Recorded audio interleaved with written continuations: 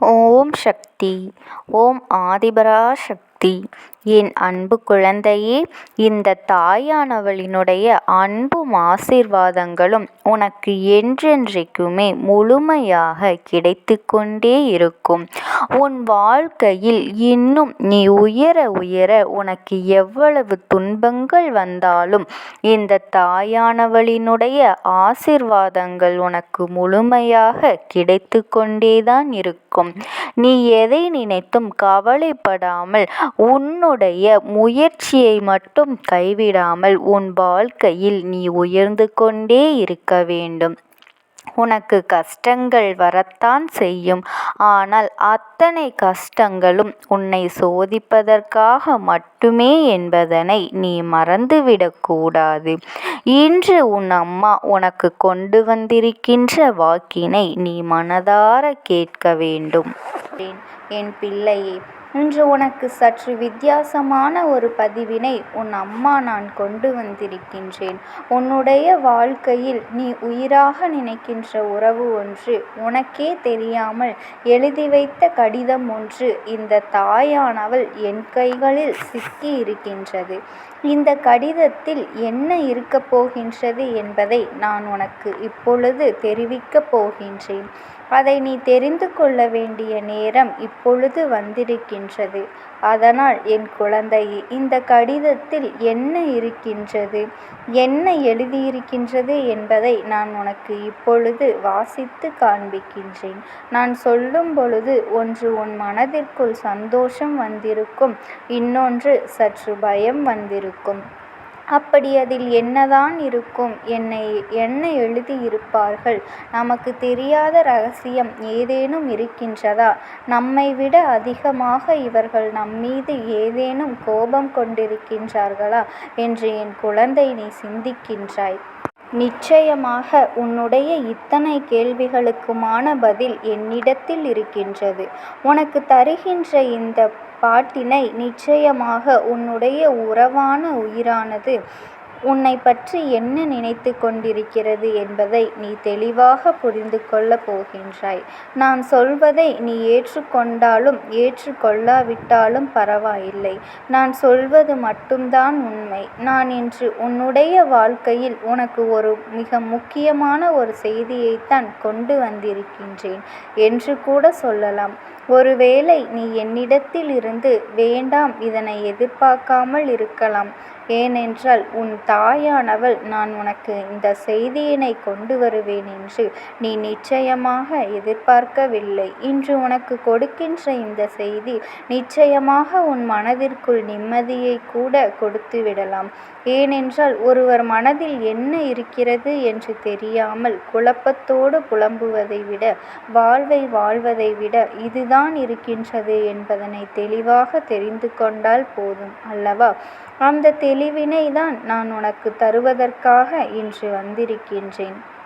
நீ சில நாட்களாக உன்னுடைய வாழ்க்கையில் நடக்கின்ற சில பிரச்சனைகளில் மனம் நொந்து போயிருக்கின்றாய். அந்த நேரத்தில் உன்னுடைய வாழ்க்கை துணையானது அங்கே என்ன செய்து கொண்டிருக்கின்றார்கள், உன்னுடைய உயிரான உறவு அங்கே என்ன செய்து கொண்டிருக்கின்றார்கள், அவர்களின் மனதில் என்ன விஷயங்கள் ஓடிக்கொண்டிருக்கின்றது சிந்திக்கிறார்கள். நீ மட்டும் இங்கு தனியாக கஷ்டப்பட்டு கொண்டிருக்கின்றாய். இவை எல்லாவற்றையும் பற்றி மட்டுமே நீ சிந்தித்து கொண்டு இருக்கின்றாய். இவ்வாறு யோசித்த பொழுதுதான் நான் அவர்களுடைய நடவடிக்கைகளை கண்காணிக்க ஆரம்பித்தேன். அப்பொழுதுதான் இவர்கள் உனக்காக எழுதி மறைத்து வைத்திருந்த ஒரு கடிதத்தை நான் கண்டு கொண்டேன். அதை வாசிக்கும் பொழுது உன் தாயானவள் எனக்கே கண்கள் கலங்கிவிட்டது. அவர்களின் உணர்வுகள், அவர்களின் உள்ளுணர்வுகளை அப்படியே அதில் போட்டு தீர்த்தி இருந்தால் என் குழந்தை, நான் எப்பொழுது அதை உனக்கு முழுமையாக வாசித்து காண்பிக்கின்றேன். என்னவென்று தெரிந்தால் உன் கண்களிலிருந்து கண்ணீர் கசியும். நம் வாழ்க்கையில் எத்தனையோ எண்ணங்களை தாண்டி இந்த நிலைமைக்கு நாம் வந்திருக்கின்றோம். சில சந்தர்ப்ப சூழ்நிலைகளால் சந்தோஷம் என்பது நமக்கு முழுமையாக கிடைக்கவிடாமல் செய்துவிட்ட முழுமையான சந்தோஷத்தை அனுபவிக்கின்றோம் என்று நினைக்கும் பொழுது அடுத்தடுத்து உடனடியாக ஏதேனும் ஒரு கஷ்டம் தலையில் இடியாய் வந்து விடுகின்றது. உனக்கு முழுமையாக சந்தோஷத்தை கொடுக்க என்னால் முடியவில்லை. நான் இந்த வாழ்க்கையில் மீது எவ்வளவு அன்பு வைத்திருக்கின்றேனோ அதைவிட அதிகமான அன்பினை உன் மீது வைத்திருக்கின்றேன். எது நடந்தாலும் அதை உன்னை காயப்படுத்தாமல் நடக்க வேண்டும் என்று நினைக்கின்றேன். எத்தனையோ கஷ்டங்களை தாங்கும் பொழுது உனக்கு தெரியாமல் நான் மட்டும் தனியாக தாங்கிக் கொள்ள வேண்டும் என்று நினைக்கும் பொழுது ஏதோ ஒரு சந்தர்ப்பத்தில் அது உனக்கு தெரியும்படி ஆகிவிடுகின்றது. அந்த நேரத்தில் உன்னுடைய மனது படுகின்ற வேதனை என்னவென்பதை நான் நிச்சயமாக என்னால் மட்டும்தான் உணர முடியும். நீ இப்பொழுது என் மீது கொண்டிருக்கின்ற அன்பு எத்தனை பெரியது என்பது எனக்கு தெரியும். நீ என் மீது உயிரை வைத்திருக்கிறாய் என்பதும் எனக்கு தெரியும். அப்படி இருக்கும் பொழுது நான் எந்த விதமான சூழ்நிலையிலும் உன்னை காயப்படுத்தி விடக்கூடாது என்பதற்காக நான் பல கஷ்டங்களை தாங்கி இருக்கின்றேன் என்றும் நினைத்து கொண்டிருக்கின்றேன்.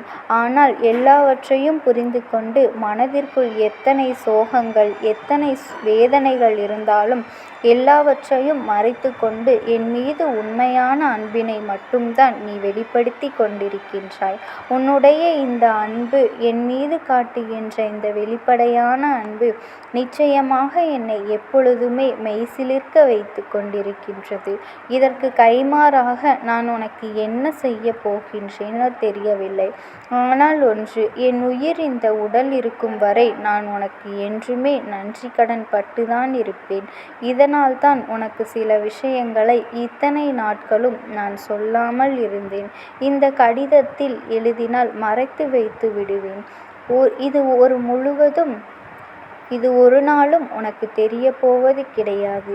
ஏனென்றால் என் மன உணர்வுகளை நீ தெரிந்து கொண்டால் நீயும் வேதனைப்பட்டு விடுவாய். ஆனாலும் இதை என்னால் யாரிடமும் பகிர்ந்து கொள்ள முடியாமல் இருக்க முடியவில்லை. யாரிடம் சொல்வது என்று தெரியாமல் நானே எழுதுகின்றேன். என்னுடைய உணர்வுகளை இந்த காகிதத்திடம் தெரிவித்து கொண்டிருக்கின்றேன். எனக்கு எத்தனையோ கஷ்டங்கள் வந்த பொழுது எல்லாம் அதை நான் சாதாரணமாக தாங்கிக் கொண்டேன். ஆனால் இப்பொழுது என் வாழ்க்கையில் வந்து கொண்டிருக்கின்ற கஷ்டமானது என்னால் தாங்கிக் கொள்ளவே முடியாத அளவிற்கு எல்லா பிரச்சனைகளும் என்னை மட்டுமே தாக்கிய பொழுது அதை எதிர்த்து நின்று போராடியே நான் இன்று என்னோடு சேர்ந்து நீயும் அதை தாங்குகின்றாய் என்று நினைக்கும் பொழுது என்னுடைய மனது அதிகமாக வேதனைப்படத்தான் செய்கின்றது. அதனால் நீ முதலில் மனவேதனை படக்கூடாது. என்னுடைய ஒரே லட்சியம் என்ன தெரியுமா? எந்த சூழ்நிலையிலும் உன்னை கலங்க விடாமல் பார்த்து கொள்ள வேண்டும். எனக்காக எந்த விதத்திலும் நீ காயப்படக்கூடாது. அதுபோல இதுநாள் வரையிலும் நான் உனக்கு கொடுத்த காயங்களும் நான் மன்னிப்பு கேட்கின்றேன். இனிமேல் இதுபோல் எந்த ஒரு தவறும் இந்த வாழ்வில் நடந்து விடாதபடி நான் பார்த்து கொள்கின்றேன்.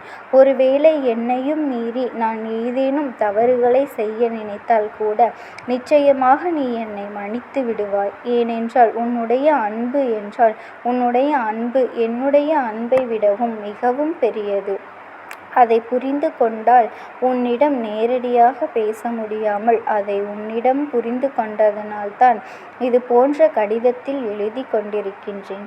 நிச்சயமாக என்னுடைய உணர்வுகள் என்னவென்று நீ தெரிந்து கொண்டால் நீ கண்கள் கலங்கி விடுவாய். என் மீது நீ கொண்டிருக்கும் எந்த அளவிற்கு இப்பொழுது பெரிதாக இருக்கின்றதோ அது மட்டும் ஒரு நாளும் குறைந்துவிடக் கூடாது. அது குறைந்து விடும்படி நான் நடந்து கொள்ளவும் மாட்டேன். இது நான் உனக்கு தருகின்ற உறுதி வாக்கு. என்றும் உன்னுடைய அன்பில் மட்டுமே நான் இருக்க விரும்புகின்றேன். நீ என் அருகில் இருந்தால் எனக்கு வேறு எதுவும் தேவையில்லை. வேறு எந்த உறவுகளும் என் வாழ்க்கையில் எனக்கு தேவையில்லை.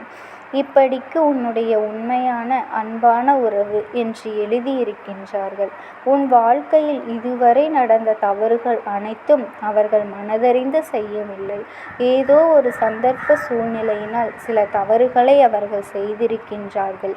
இந்த தவறுகளை எல்லாம் நீ மன்னித்து விட வேண்டிய மனப்பக்குவம் நிச்சயமாக உனக்கு இருக்க வேண்டும்.